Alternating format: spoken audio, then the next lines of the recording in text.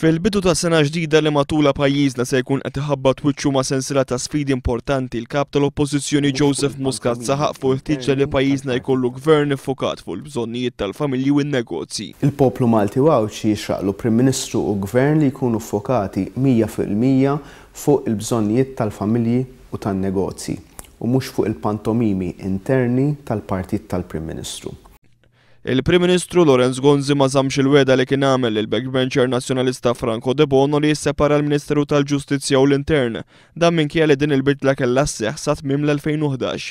Iżda dan il-każ ma kienx wieħed iżolat, hekk kif matul is-sena li għadha kif intemmet kienu bosta l-okkażjonijiet li fihom ħareġ fil-beraħ kemm il-maġġoranza tal-gvern hija waħda difettuża. Quddiem din is-sitwazzjoni, il-mexxej Laburista Joseph Muscat saħaq fuq l-importanza tal-istabilità. Il-poplu Malti Wawċi nemmen jixraqlu li konna progress fil-pajis, li konna il-bidliet li hemm bżonn fil-pajis, li konna bidliet u progress li jassiguraw stabilità. Il-Prim Ministru sfortunatament bħalissa mhuwiex qed jassigura din l-istabilità. Stabilità li hemm bżonn sabiex inħoloq il-ġid u biex dak il-ġid jitqassam bl-aktar mod ġust.